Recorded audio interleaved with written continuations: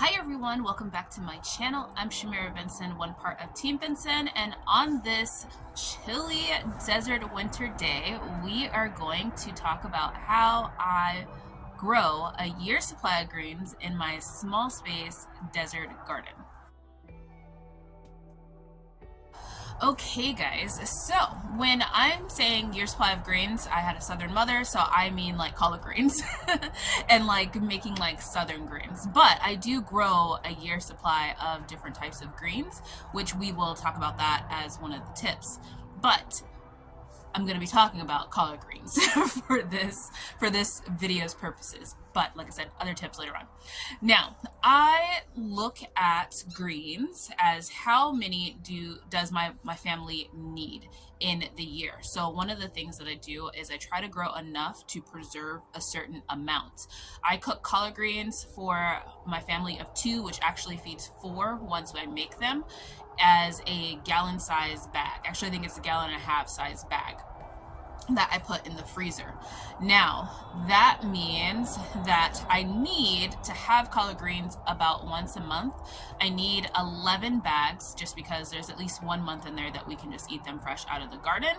And I want to try and get up to 2 bags a month. Now, I've had a lot of people say to me, like, that's not enough collard greens. Like, I eat way more collard greens than that.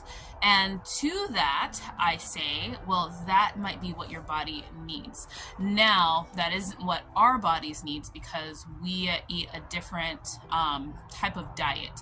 So I'm very particular about the diet that we eat. Now, Team Benson is a Jewish household. As you guys know, I'm a Jewish gardener. And I follow the Torah when it says something about, paraphrasing here, but the leaves are your medicine, and I look at all leaves as medicine. So not even just the leaves of like a herb or a tree or something like that, but all leaves I consider medicine. Therefore, it's not something that we eat every single day because not every single day you need that medicine.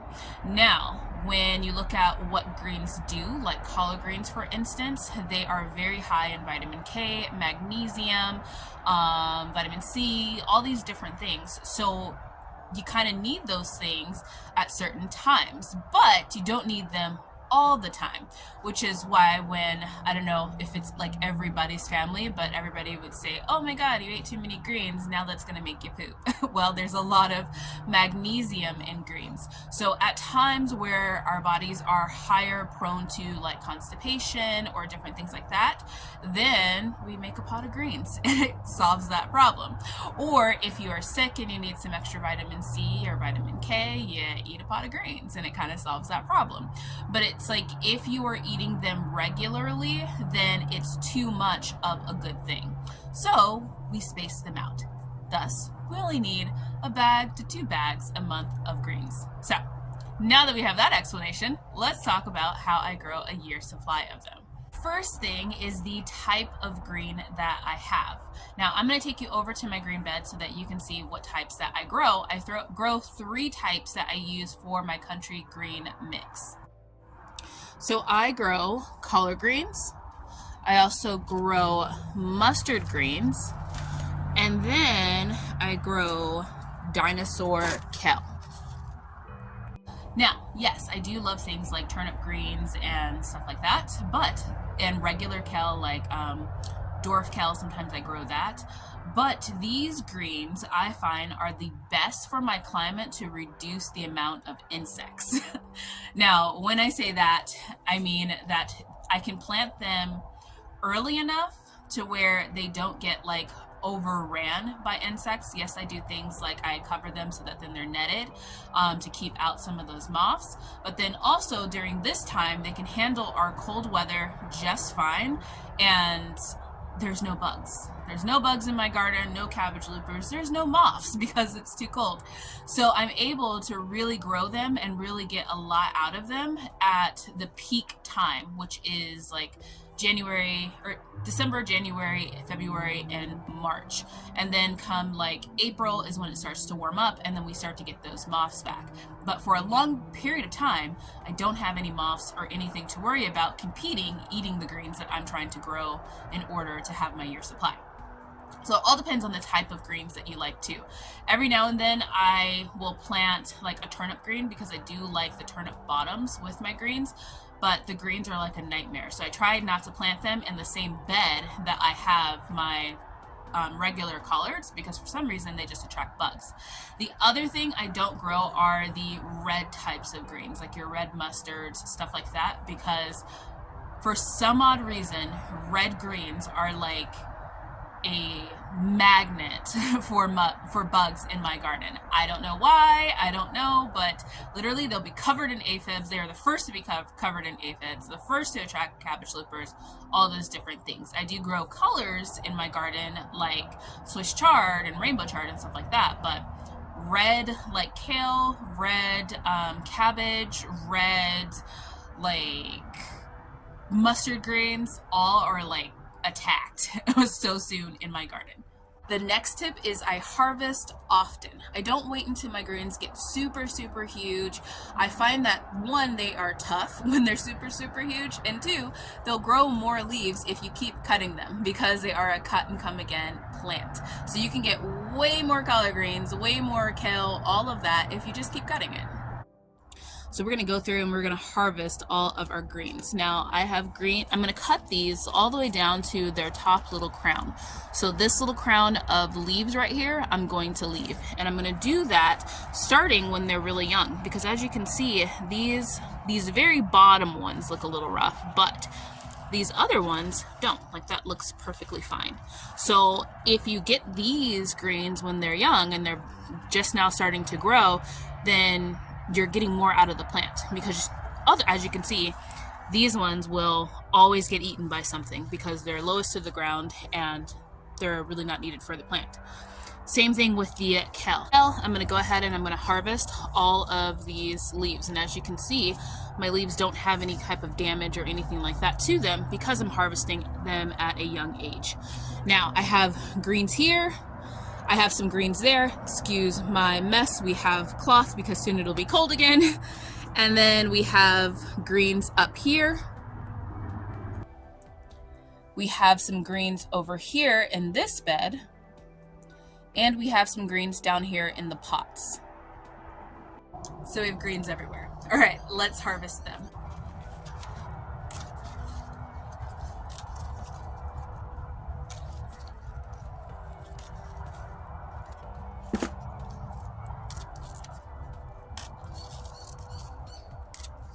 Now the greens that I don't find to be perfect, like these ones, are those first leaves that come out. They're at the base of the plant. These ones I give to the worms. My worms love them and they turn them into worm castings, which I then go back into my garden as fertilizer. And guys, on a side note, don't forget to feed the worms in your bed too. So all you do is you just dig a little hole, pop some leaves down there, and then just bury that hole. Now, we're not going to put anything like meats or anything like that's going to make my soil like go like bad or anything like that, or super, I think it's called anaerobic. So we're just going to use the leaves that we have, bury them down in there, and the worms are going to be happy and they're going to eat that probably in about like 2 days. Also, like a side note, I have red wiggler worms, so they are voracious eaters. They love to eat and they produce a lot of compost, which is how I have such a healthy garden. Motorcycle, which is how I have such a healthy garden without having to over fertilize it or use a lot of fertilizers. A lot of people ask me what I use to fertilize. Sometimes it's just fish fertilizer, and that's if I remember. But I always do these steps to feed my worms because they're like my pets and they just produce fertilizer, which is natural. Normally it's not until the summer until I get big giant leaves because I don't have a lot of sun in my garden. My garden's already not full sun. Like I probably get like 4 to 6 hours like during the summer, but right now I'm only getting like maybe 3 hours of like direct sun. But when I get leaves this size, it makes me so happy because it's nice and chilly and they're big leaves. But yes, more big leaves to come.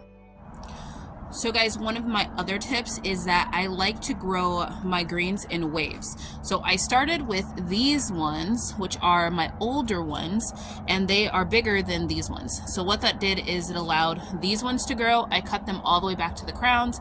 It gives more sun to those. Then I cut those back to the crowns, and then it's just going to be kind of like an alternating thing to where they're going to get equal amount of sun. Soon they're going to be all the same size. They kind of equal themselves out, and then I get really huge leaves that I just keep cutting back. Now, this also allows me to plant a lot of plants in a small space. As you guys can see, there are 1, 2, 3, 4, 5, 6, 7, 8, 9, 10, 11 just from this side to this side. And we're going to grow a lot of greens that way.